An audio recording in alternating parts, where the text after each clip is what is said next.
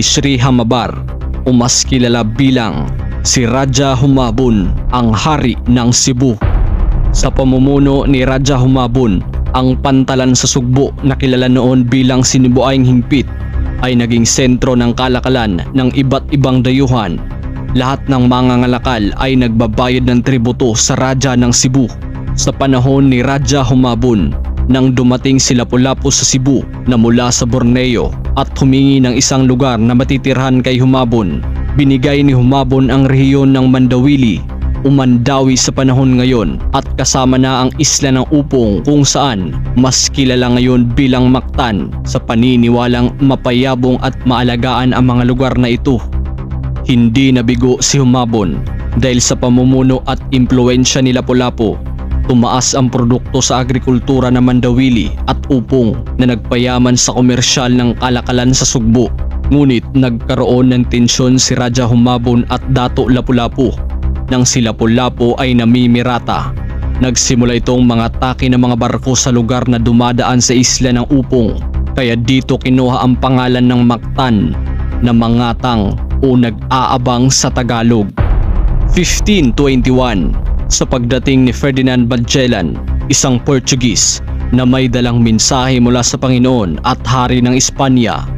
Naghahanap si Humabon ng paraan upang maputol ang hidwaan na namamagitan sa ibang mga pinuno at ang mga Espanyol ang nakita niyang sagot para dito.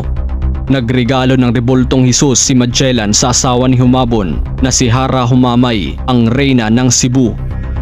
Nagkaroon ng sanduguan ang Raja at si Magellan at gumawa ng kasunduan na magtulungan sa kahit anong bagay at nagpabinyag ang Raja sa Katolisismo bilang patunay ng kanyang pakikipag-alyansa sa mga Espanyol.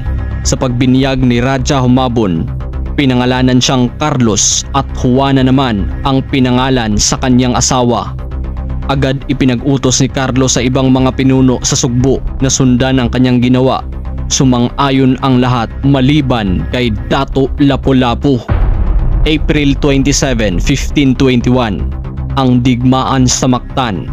Ayon sa sulat ni Antonio Pigafetta, 49 ang bumaba sa barko kasama si Magellan para kumprontahin ang mga nitibo sa baybayin dahil hindi sila makalapit gawa ng maraming bato at hindi din abot ng kanilang mga kanyon. Nang marating nila ang baybayin ay agad namang pumorma ang mahigit 1,500 na mandirigma ni Lapu-Lapu at dito nagsimula ang matinding labanan. Namatay si Magellan sa labanang ito kaya't hindi nila nasakop ang isla, kaya hindi si Magellan ang unang nakaikot sa buong mundo dahil napatay siya sa Pilipinas pa lang. Ang titulong ito ay mapupunta kay Juan Sebastian Elcano, ang nagsilbing kapitan sa paglalayag at nakabalik at nagkwento tungkol sa mga wild islands sa karagatan ng Pasifiko. 44 years later, February 13, 1565, ay mas preparadong mga Kastila ang sumubok sa Cebu